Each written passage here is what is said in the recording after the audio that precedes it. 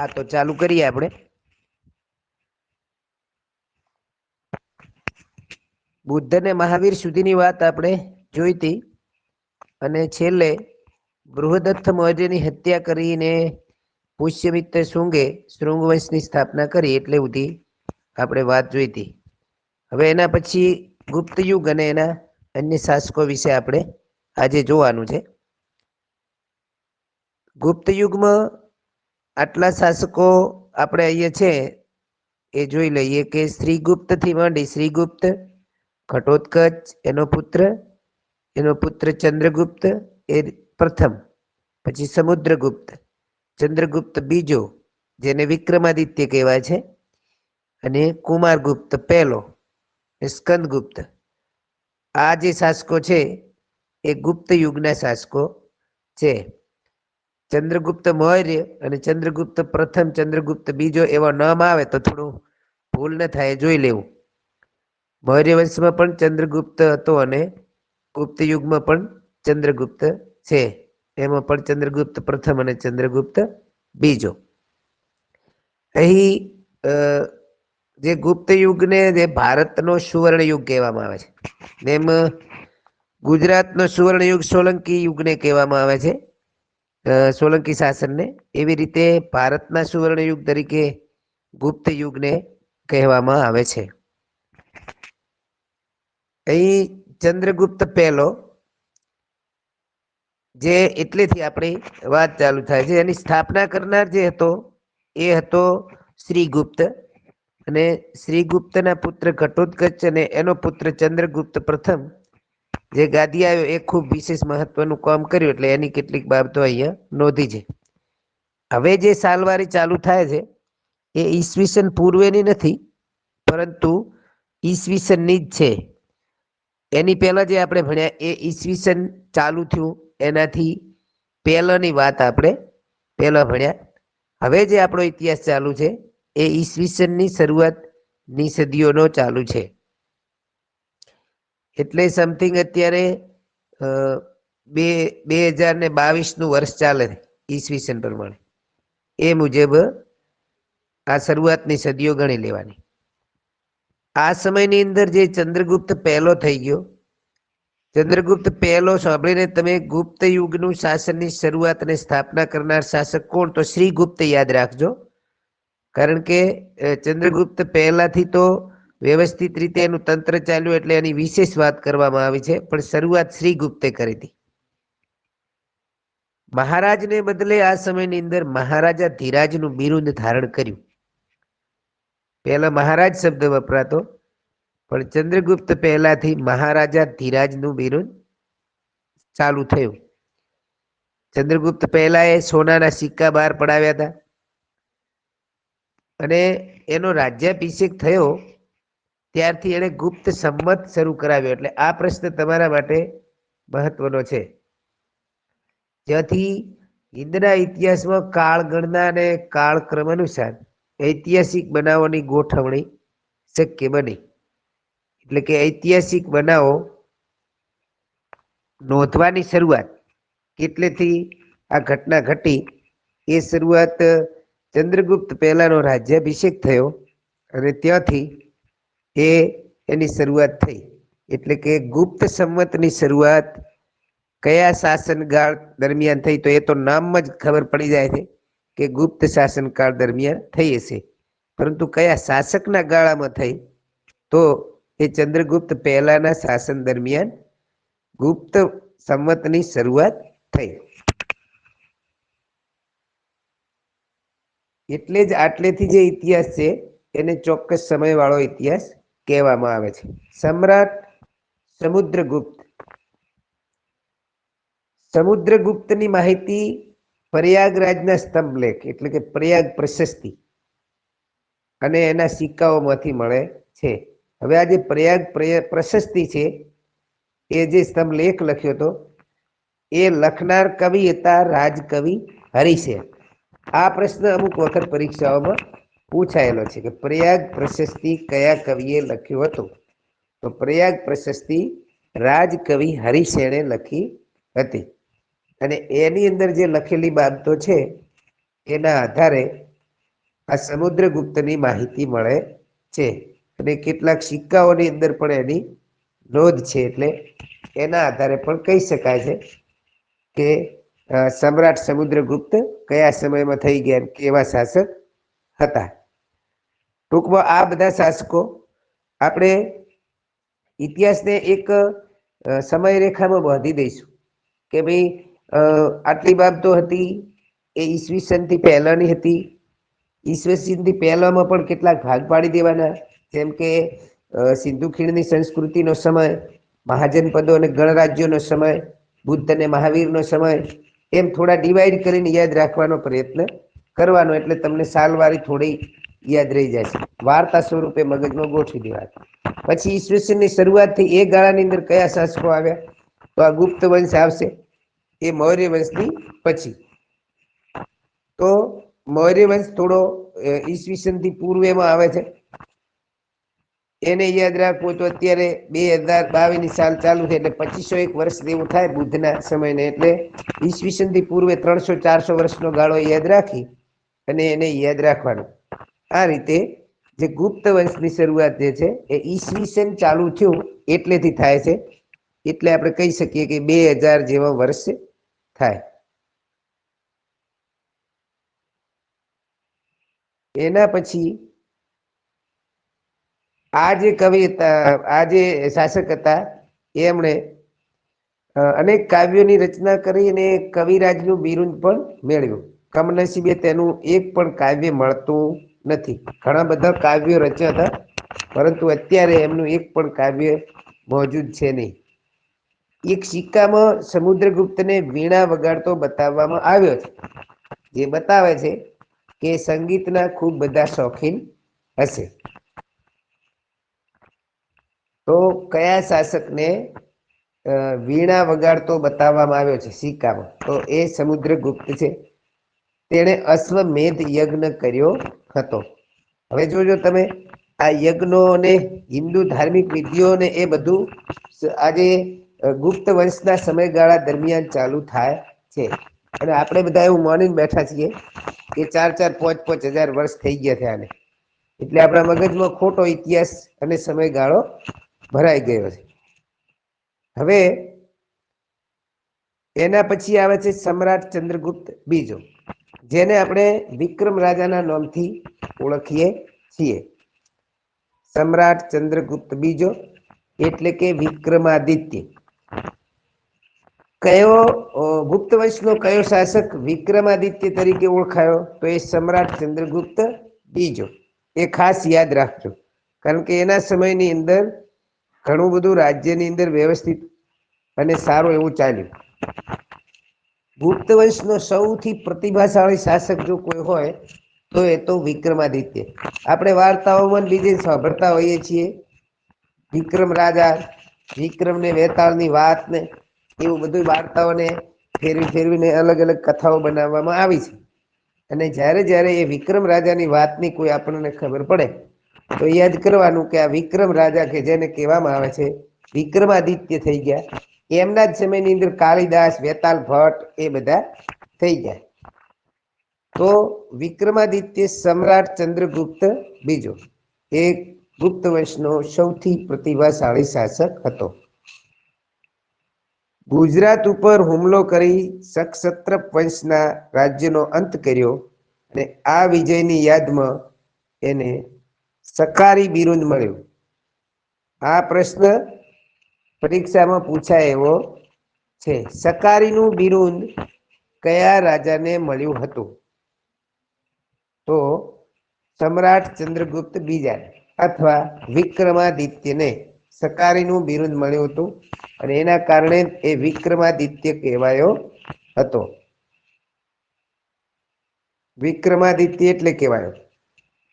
હવે એમ પણ પૂછી શકાય કે કોના રાજ્યનો અંત કર્યા પછી સમ્રાટ ચંદ્રગુપ્ત બીજાને સકારીનું બિરુદ મળ્યું, તો એ ગુજરાત ઉપર હુમલો કરી સક્ષત્ર વંશ રાજ્યનો અંત કર્યો, એના પછી એ સકારી બિરુદ ધારણ કર્યું.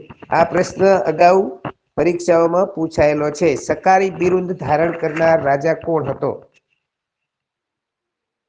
ગુજરાત અને સૌરાષ્ટ્રના સમૃદ્ધ પ્રદેશો અગાઉ પણ વાત આવી હતી. ભૃગુ કચ્છ ભરૂચ અને સ્તંભ તીર્થ એટલે કે ખંભાત. આ બંદરોનો વેપાર ખૂબ જ ધીકતો વેપાર હતો અને આના ઉપર એમનું શાસન આવવાથી એમનું સામ્રાજ્યનો ખૂબ બધો વિસ્તાર થયો અને એ બંદરો એ ગુપ્ત સામ્રાજ્યને મળ્યા. ગુજરાતના ભૃગુ કચ્છ બંદર અત્યારે કયા નામે ઓળખાય છે? આ પ્રશ્ન વારંવાર પરીક્ષાઓમાં પૂછાયેલો છે. એ જ રીતે ના પૂછે તો પણ આપણે ભૃગુ કચ્છ એટલે ભરૂચ ને સ્તંભ તીર્થ એટલે ખંભાત એની આજુબાજુની આપણે ડિટેલ લઈ લેવી જોઈએ, તો પ્રશ્ન ફેરવીને પૂછે તો પણ વાંધો આવે નહીં. એ જ વિક્રમાદિત્ય એટલે કે સમ્રાટ ચંદ્રગુપ્ત બીજાના સમયમાં ચીની મુસાફર ફાહિયાન, આ ફાહિયાનની વાત પણ પરીક્ષાઓમાં ઘણી વખત પૂછાય છે. ચીની મુસાફર ફાહિયાન ગુપ્ત સામ્રાજ્યની સમૃદ્ધિના વખાણ કર્યા છે. ફાહિયાને અહીંથી ગયા પછી એ ચીનના હતા અને એમણે પણ ગુપ્ત સામ્રાજ્યની સમૃદ્ધિ કેવી હતી અને સંપત્તિ કેવી હતી અને એ સમયગાળો આર્થિક રીતે ખૂબ મજબૂત ગણાય છે. ગુપ્ત સામ્રાજ્યનો સમયગાળો આગળ જતા કદાચ વાત આવશે એ બધી, કારણ કે એટલે જ લક્ષ્મીની પૂજા થવાનું ને એ બધું આ સમયગાળાની અંદર ચાલુ થયું. કારણ કે સમૃદ્ધિ સૌથી વધુ મળી હોય તો ગુપ્ત સમય દરમિયાન મળી હતી.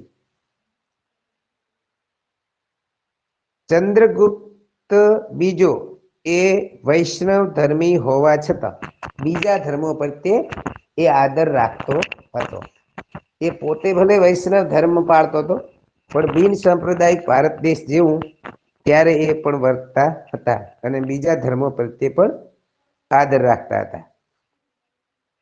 આપણે 11-12 ભણીને આવ્યા છીએ એમ સંસ્કૃત ભાષાના મહાન કવિ અને નાટ્ય લેખક કાલિદાસ એ તેમના દરબારની શોભા વધારનાર રાજકવિ હતા. તો કવિ કાલિદાસ અથવા લેખક કાલિદાસ એ કયા રાજાના શાસન દરમિયાન થઈ ગયા? તો એને ચંદ્રગુપ્ત બીજા કરતા વિક્રમાદિત્ય તરીકે વધારે લોકોને ખબર હોય છે. એટલે વિક્રમાદિત્યના સમયમાં થઈ ગયા. વિક્રમાદિત્ય એ જ સમ્રાટ ચંદ્રગુપ્ત બીજો. અને ધન્વંતરી જે આરોગ્ય માટે વખણાય છે, ધન્વંતરી એ તેમના રાજ વૈદ્ય હતા. વિક્રમાદિત્ય ના સમયના રાજ વૈદ્ય કોણ હતા? તો ધન્વંતરી. રાજ કવિ કોણ હતા? તો કાલિદાસ. વિક્રમાદિત્ય એટલે કે ચંદ્રગુપ્ત બીજો કયો ધર્મ પાળતો હતો? વૈષ્ણવ ધર્મ. સમ્રાટ ચંદ્રગુપ્ત બીજા એટલે કે વિક્રમાદિત્યના સમયમાં કયા વિદેશી મુસાફરે ભારતની મુલાકાત લીધી હતી? તો ફાહિયાન. ફાહિયાન કયાના વિદેશી મુસાફર હતા? તો ચીનના. વગેરે વગેરે પ્રશ્નો નીકળવાની સંભાવના છે. બીજા એક સાયન્ટિસ્ટ થઈ ગયા વરાહમિહિર, એક વૈતાલ ભટ્ટ, અમરસિંહ વગેરે જેવા. જેમ અકબરના સમયમાં નવરત્નો હતા એવી જ રીતે વિક્રમાદિત્યના સમયની અંદર પણ આવા મહાન વ્યક્તિઓ એની પાસે હોવાથી એના સામ્રાજ્યનો, એની શોભામાં, એની પ્રતિભામાં અનેક ગણો વધારો થયો હતો. અહીં એક ઇમ્પોર્ટન્ટ પ્રશ્ન છે મેહરોલી સ્તંભનો. મેહરોલી સ્તંભનો પ્રશ્ન ઘણીવાર પરીક્ષાઓમાં પૂછાયો છે અગાઉ. મેહરોલી સ્તંભ એક એવો સ્તંભ છે કે એ સમયે એવા રસાયણોનો ઉપયોગ કરીને એને બનાવવામાં આવે છે. એના પરિણામે સદીઓ સુધી તાપ અને વરસાદમાં રહેવા છતાં હજી સુધી એને કાટ લાગ્યો નથી. લો સ્તંભ હોવા છતાં પણ એ કેવી રીતે બનાવ્યો છે કે એ વખતનું વિજ્ઞાન કેટલું આગળ હશે એની પ્રતીતિ આપણને કરાવે છે. તો દિલ્હી પાસેનો મેહરોલી સ્તંભ કોના સમય દરમિયાન બન્યો હતો? તો એ પણ ચંદ્રગુપ્ત બીજો એટલે કે વિક્રમાદિત્યના સમયમાં ગુપ્ત વંશના સમયગાળા દરમિયાન મેહરોલી સ્તંભ દિલ્હીમાં બનાવવામાં આવ્યો, જેને આજ દિવસ સુધી કાટ લાગ્યો નથી. એટલે રસાયણ વિજ્ઞાનની આપણને પ્રતીતિ કરાવે છે.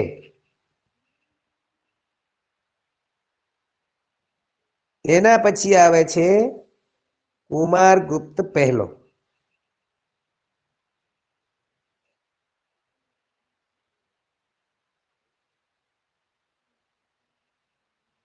કુમારગુપ્ત પહેલો એને નાલંદાની પ્રસિદ્ધ બૌદ્ધ વિદ્યાપીઠ અને અજંતાની ગુફાઓ, અજંતા ઇલોરાની ગુફાઓ વિશે તમે સાંભળ્યું હશે અથવા વાંચવામાં ક્યાંક આવ્યું છે. નાલંદાની પ્રસિદ્ધ બૌદ્ધ વિદ્યાપીઠ અને અજંતાની ગુફાઓ આ કુમારગુપ્ત પહેલાના સમયમાં બનાવવામાં આવી. કુમારગુપ્ત પહેલો પણ ગુપ્ત વંશનો શાસક હતો. વિક્રમાદિત્યના સમયની અંદર બહુ જબરદસ્ત સમૃદ્ધિ હતી, એટલા માટે એ ગુપ્ત વંશનો પ્રતિભાશાળી શાસક કહેવાય. નાલંદાની પ્રસિદ્ધ બૌદ્ધ વિદ્યાપીઠ કોના સમયમાં બની? તો કુમારગુપ્ત. કુમારગુપ્ત અને કુમારપાળ બે એક ના થઈ જાય જોજો. તેના પછી વીરપુત્ર સ્કંદગુપ્ત ગાદી આવ્યો અને સ્કંદગુપ્ત પછી નિર્બળ શાસકો શક્તિશાળી હુણોના આક્રમણ સામે ટકી શક્યા નહીં અને ગુપ્ત સામ્રાજ્ય ઈસવીસન 550માં છિન્ન ભિન્ન થઈ ગયું. તો અગાઉ તમે ક્યાંક વાંચ્યું હોય તો કે હુણ, ગોથ, વેન્ડાલ, જે બર્બરક જેવી વિવિધ જાતિઓએ ભારત ઉપર અનેક વખત આક્રમણો કર્યા. હવે એ આક્રમણો આપણને અહીંયા પ્રતીતિ કરાવે છે કે જ્યારે સિકંદર આવ્યો એનાથી મોડા હુણોના આક્રમણો થયા, એવું અહીંયા આપણને ઇતિહાસ દ્વારા સાબિત થાય છે. એટલે હુણ ક્યારે આવ્યા એ પણ તમને ખબર હોવી જોઈએ. તો જે ગુપ્ત વંશના અંતિમ સમયની અંદર હુણો આવ્યા સ્કંદગુપ્તના સમયગાળા દરમિયાન, અને એ સમયગાળા દરમિયાન હુણો એટલા આક્રમક હતા કે એની સામે ગુપ્ત વંશના છેલ્લા શાસકો ટકી શક્યા નહીં અને પરિણામે આવું સમૃદ્ધ ગુપ્ત શાસન પણ છિન્ન ભિન્ન થઈ ગયું. આ એના મુખ્ય મુખ્ય શાસકો હતા. શ્રીગુપ્ત થી માંડી ઘટોત્કચ અને ચંદ્રગુપ્ત પહેલો, સમુદ્રગુપ્ત, ચંદ્રગુપ્ત બીજો એટલે કે વિક્રમાદિત્ય અને કુમારગુપ્ત, જેને નાલંદાની વિદ્યાપીઠ અને અજંતાની ગુફાઓ બંધાવી, અને સ્કંદગુપ્તે આવતા આવતા ગુપ્ત વંશના જે અંતિમ સમય આવવાનો થયો ત્યારે હુણો જેવી આક્રમક જાતિઓએ ભારત ઉપર આક્રમણો કર્યા. આ એક ઐતિહાસિક સમય રેખા ગોટાળે ના ચડી જાય, કઈ વસ્તુ ખરેખર કયા સમયની અંદર થઈ છે એના માટે આપણે આ ઇતિહાસ ને સિસ્ટેમેટિક લઈ રહ્યા છીએ. કે પેલો આપણે મધ્યયુગ જોઈ લીધો છે, હવે પ્રાચીન આપણે પૂર્ણ કરવા તરફ જઈ રહ્યા છીએ. તો આ ગુપ્ત સમય દરમિયાન શાસન વ્યવસ્થા કેવી હતી એની કેટલીક વાત આપણે જોઈએ.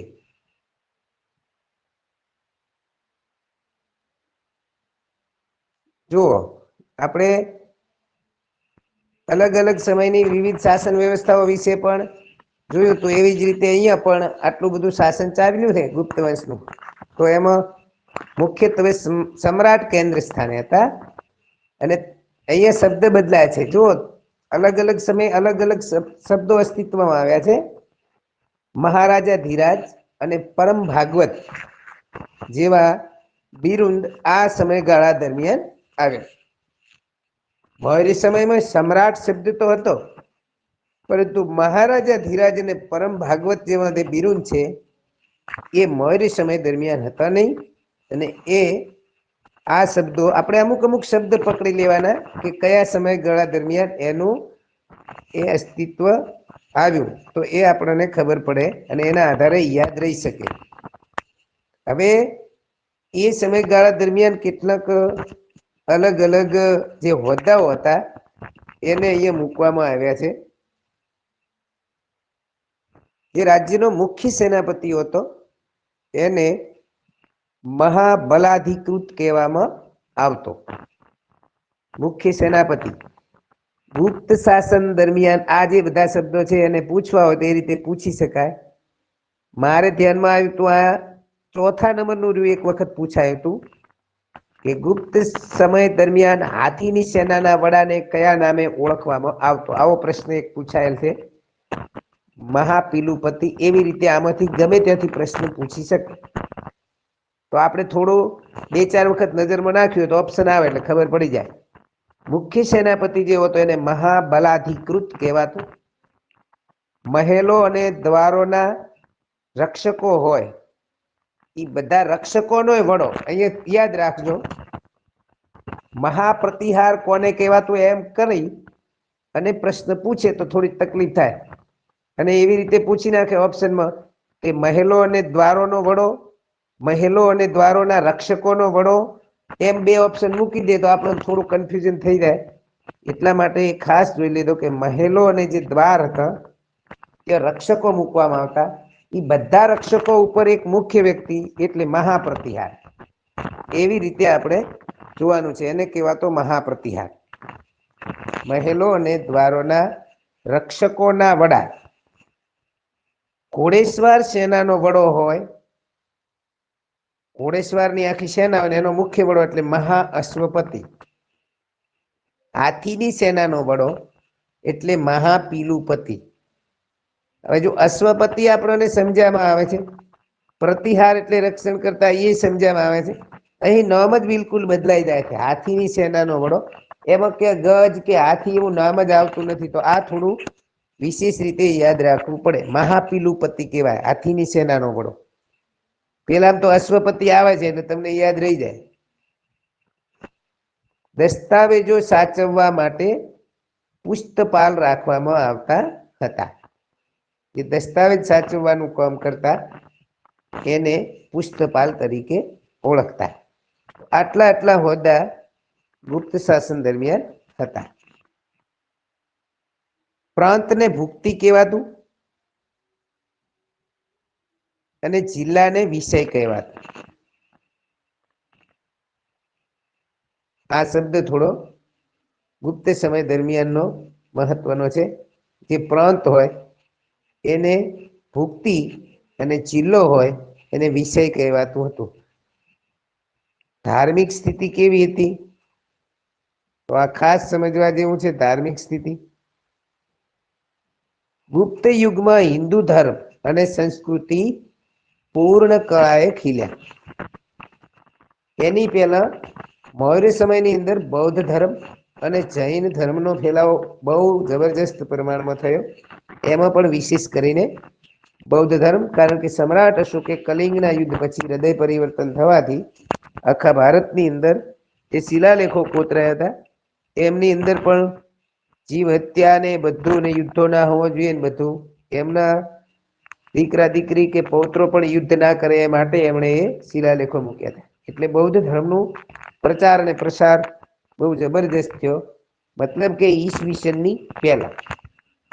ઈસવીસનની શરૂઆત થયા પછી ગુપ્ત શાસન આવ્યું. એટલે ઈસવીસન પછી એટલે આપણે અત્યારે કેવું હોય તો 2000 વર્ષનો ગાળો કહી શકાય.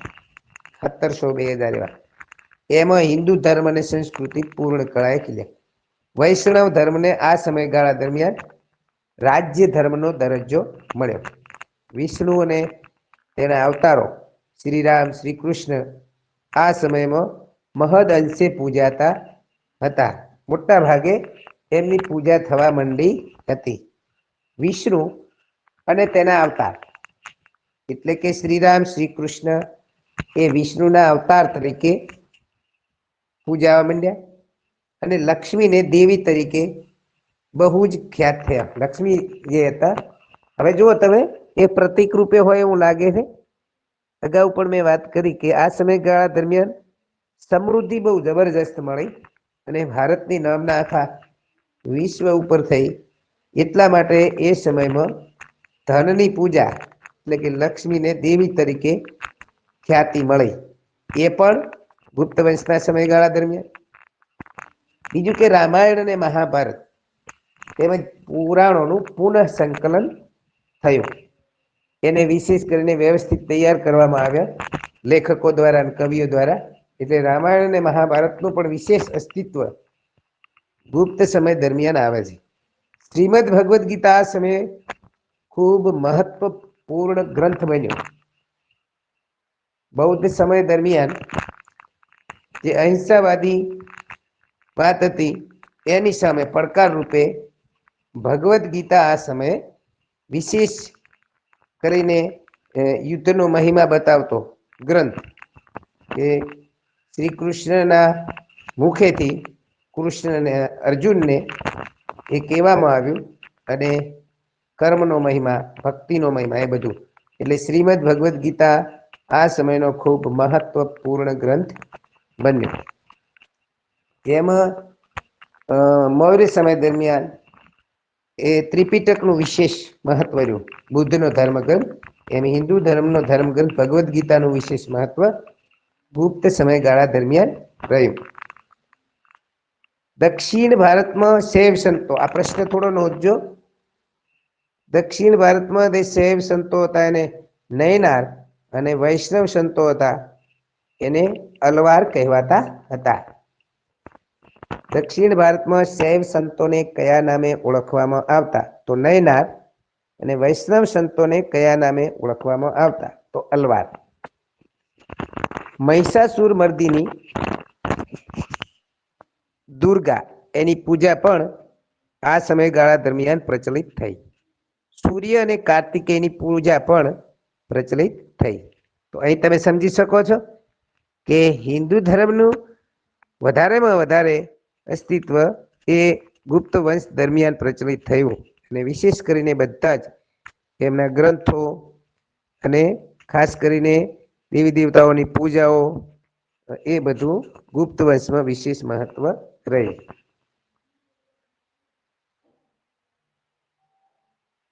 હવે સાંસ્કૃતિક સ્થિતિની વાત આવે છે. આ બધું આપણે સામાન્ય જ્ઞાનના વિભાગની અંદર સમાવી શકાય. ગમે ત્યાંથી પ્રશ્ન એને ખૂબ વિશાળ બનાવી દીધું છે સામાન્ય જ્ઞાનને. કાલિદાસને ભારતના શેક્સપિયર કહેવામાં આવે છે. શેક્સપિયર એક વિદેશી હતા લેખક, એમની સાથે સરખામણી કરી છે એટલા માટે કાલિદાસને ભારતના શેક્સપિયર કહેવામાં આવે છે. ભારતના શેક્સપિયરનું બિરુદ કોને મળ્યું છે? તો કાલિદાસને.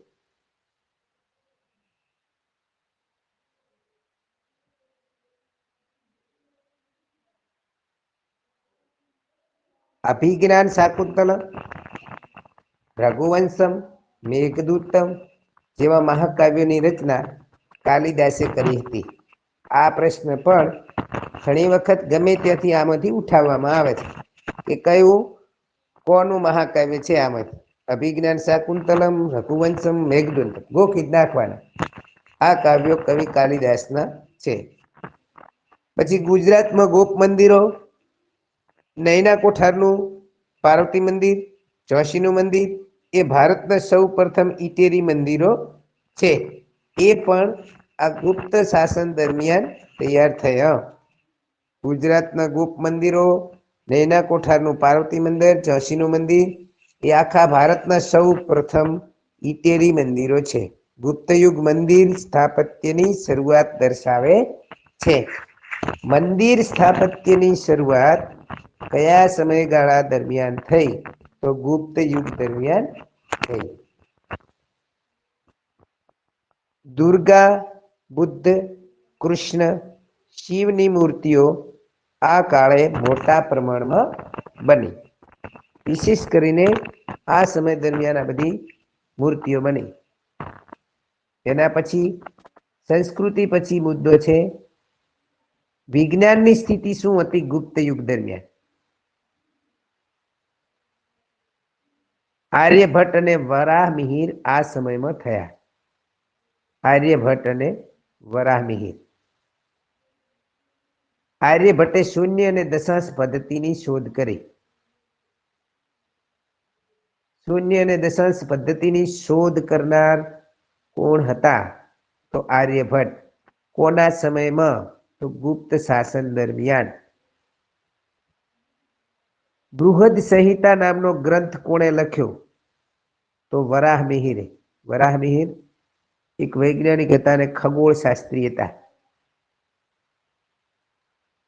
ખગોળશાસ્ત્રનો મહત્વપૂર્ણ ગ્રંથ. ખગોળશાસ્ત્ર એટલે એક રીતે જ્યોતિષશાસ્ત્રની સાથે મેળવી શકાય, પણ જેની અંદર આજે પૃથ્વીના ફરવા ઉપર તારાઓ, આકાશ એ બધાના આધારે જે કોઈ વિજ્ઞાન થાય એને ખગોળશાસ્ત્ર કહે છે. એટલે ખગોળશાસ્ત્રનો મહત્વનો ગ્રંથ બૃહદ સંહિતા એ વરાહ મિહિરે લખ્યો હતો અને વાઘ ભટ્ટે અષ્ટાંગ હૃદય સંહિતા નામનો ગ્રંથ લખ્યો હતો. વાઘ ભટ્ટે આ બે ગ્રંથ એ ગુપ્ત શાસન દરમિયાન તૈયાર થયા. તો આર્યભટ્ટ, વરાહમિહિર, વાઘભટ્ટ, કાલિદાસ આ બધા નામ એ ગુપ્ત શાસન દરમિયાન આપણને યાદ આવવા જોઈએ. રસાયણ શાસ્ત્રનો વિકાસ એ ગુપ્ત શાસન દરમિયાન થયો એનો પુરાવો શું છે? તો મેહરોલીનો લોહ સ્તંભ એ રસાયણ શાસ્ત્રનો સજ્જડ પુરાવો આપે છે. કારણ કે મેહરોલી લોહ સ્તંભ દિલ્હી નજીક આવ્યો અને એમાં આટલા વર્ષો પછી પણ એને કાટ લાગતો નથી.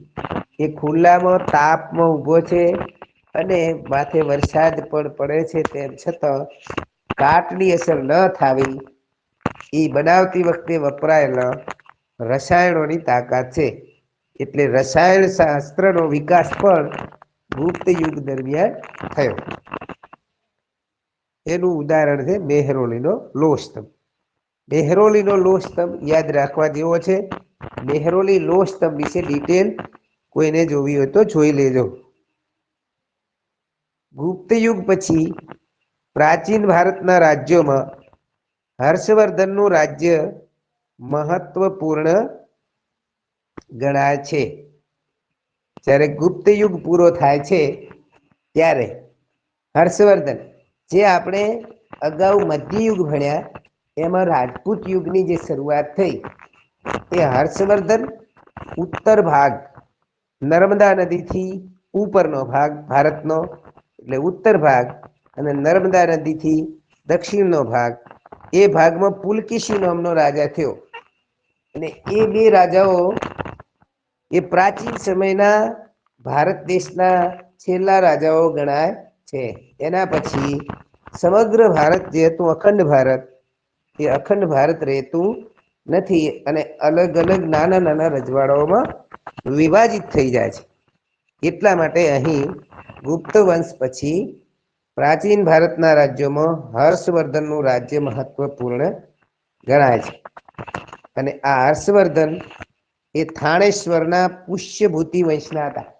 હર્ષવર્ધન વિશે એટલા માટે પ્રશ્નો આવે છે કે હર્ષવર્ધન પછી એકદમ બદલાવ આવી જાય છે અને જે એક હતું એક ચક્રી શાસન કેવરાય સમ્રાટ જેવું આખું ભારત એક જગ્યાએથી મેનેજમેન્ટ થતું હોય એવું રહેતું નથી અને નાના નાના રજવાડાઓમાં વિભાજિત થઈ જાય છે. એટલા માટે હર્ષવર્ધનને પણ વિશેષ યાદ કરવામાં આવે છે. અને એ સમયે હર્ષવર્ધન એ સમગ્ર ઉત્તર ભારત જેમ કે આ સમ્રાટ અશોક ને બધા આખા ભારત ઉપર એમનું શાસન હતું, જ્યારે હર્ષવર્ધનને ભાગે અડધા ભારત જેટલું શાસન રહે છે. અને અડધા ભારતની અંદર હર્ષવર્ધનને હરાવવાને કારણે પુલકેશી બીજાનું શાસન જે ચાલુક્ય વંશનો હોય છે એની વાત પણ હમણાં આવશે. અત્યારે આપણે હર્ષવર્ધનની વાત કરીશું. તો હર્ષવર્ધન થાણેશ્વરના પુષ્યભૂતિ વંશના હતા. અહીંયા ગુપ્ત વંશના શાસન પૂરું થાય છે. શ્રી ગુપ્ત થી માંડી અને જે કોઈ સળંગ આવ્યા ગુપ્ત વંશના શાસકો એમાં ખાસ કરીને વિક્રમાદિત્ય એટલે ચંદ્રગુપ્ત પહેલો અને ચંદ્રગુપ્ત બીજો એટલે બીજો એ વિક્રમાદિત્ય એની ખાસ બાબતો યાદ તમે રાખજો ને. એના પછી આ મેઇન શાસકોમાં હર્ષવર્ધન આવે છે. તો એ હતા થાણેશ્વરના અને પુષ્યભૂતિ વંશના હતા. બે ભાઈ હતા. એમના પિતાનું નામ પ્રભાકર વર્ધન અને ભાઈનું નામ રાજ્યવર્ધન. એટલે પ્રભાકર વર્ધનના બે પુત્રો રાજ્યવર્ધન અને હર્ષવર્ધન. બધા વર્ધન એ વર્ધન છે ત્રણે ત્રણ. અને એક બેન હતી એટલે કે પ્રભાકર વર્ધનની પુત્રી એનું નામ હતું રાજ્યશ્રી. આ રાજ્યશ્રીના લગ્ન કનોજના રાજા ધ્રુવ વર્માની સાથે કરવામાં આવ્યા હતા. ગૌડ રાજવી સસંગ અને માલવ રાજે રાજ્યશ્રીનું અપહરણ કર્યું અને એને બચાવવા જતા એ રાજ્યવર્ધનનું મૃત્યુ થઈ ગયું અને હર્ષવર્ધન પ્રાચીન ભારતના છેલ્લા સમ્રાટ કહી શકાય. પ્રાચીન ભારત જેને કહેવાય તેના છેલ્લા સમ્રાટ એ હર્ષવર્ધન હતા. પછી રાજપૂત યુગ વચમાં ચાલુ થાય છે એટલે આને પ્રાચીન ભારતના છેલ્લા સમ્રાટ તરીકે હર્ષવર્ધનને લેવામાં આવે છે. એટલે એની કેટલીક બાબતો આપણને થોડી મગજમાં હોવી જોઈએ કે મેઇન ટોપિક હોય. એના પિતાનું નામ શું હતું, એની બેનનું નામ શું હતું, એના ભાઈનું નામ શું હતું, એવી બાબતો, અને છેલ્લો શાસક હતો પ્રાચીન ભારતનો, એવી બધી બાબતો આપણને ખબર હોવી જોઈએ. વલ્લભીના મૈત્રક રાજા ધ્રુવસેન એ તેમના જમાઈ હતા અને એ એમના સમકાલીન એટલે કે સરખા સમયના જ્યારે એ શાસક હતા ત્યારે એ પણ શાસક હતા. મૈત્રક હતા, મૈત્રક વંશના અને વલ્લભીના. દખણમાં પુલકેશી બીજો સૌથી શક્તિશાળી રાજા હતો. અહીંયા વાત આવે છે પુલકેશી બીજાની. જે હર્ષવર્ધન ઉત્તરમાં તો પુલકેશી બીજો દક્ષિણમાં. એ વખતે બે રાજાઓ, એક કથું શાસન ના ચાલ્યું એટલે બે ની અંદરો અંદરની લડાઈ. એક બાજુ મજબૂત થયા, એક બાજુ પૂરું શાસન ના કરી ગયા. એકેને પૂરેપૂરું શાસન કરવા દીધું નહીં. હર્ષવર્ધને ઉત્તર ભારત ઉપર કબજો ના કરવા દીધો તો પુલકેશી બીજાએ દક્ષિણ ભારતમાં કબજો ના કરવા દીધો.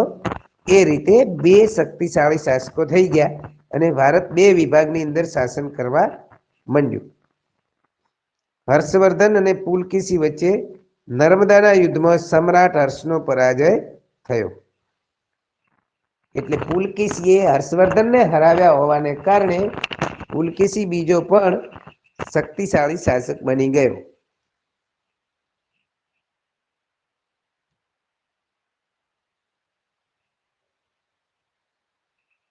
હર્ષ મોટા ભાગે નર્મદાથી ઉત્તરના શક્તિશાળી રાજા ગણાતા હતા.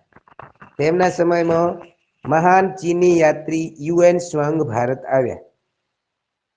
ચીનના યાત્રી યુએન સંઘ. અગાઉ વાત આવી હતી ફાહિયાનની, તો ફાહિયાન પહેલા આવ્યા, પછી યુએન સંઘ આવ્યા. હવે જો પ્રશ્નને થોડો કઠિન બનાવવો હોય તો એમ પૂછી શકાય કે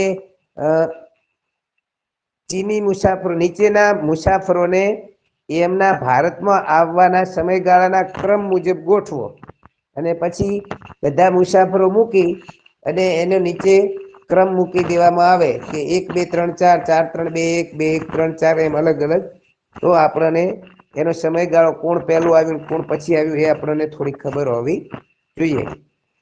ચીની યાત્રી યુએન સંઘ ભારત આવ્યા અને મહાન કવિ બાણભટ્ટ એ હર્ષના સમયમાં થઈ ગયા. હર્ષના સમયમાં થઈ ગયા એમ યાદ રાખવા માટે બાણભટ્ટનું હર્ષચરિતમ જે છે એને યાદ કરશો. જેમ કુમારપાળ ચરિત્ર લખ્યું હતું એવી રીતે અહીં હર્ષચરિત્ર બાણભટ્ટે લખ્યું હતું. એટલે આપણને એક સાથે બે પ્રશ્નો યાદ રહી જાય કે બાણભટ્ટે કઈ રચના કરી હતી અને એ કોના ઉપર લખ્યું હતું, હર્ષ ઉપર. તો એ સમયમાં રાજા પણ હર્ષવર્ધન હશે. અને બીજું લખ્યું હતું કાદંબરી.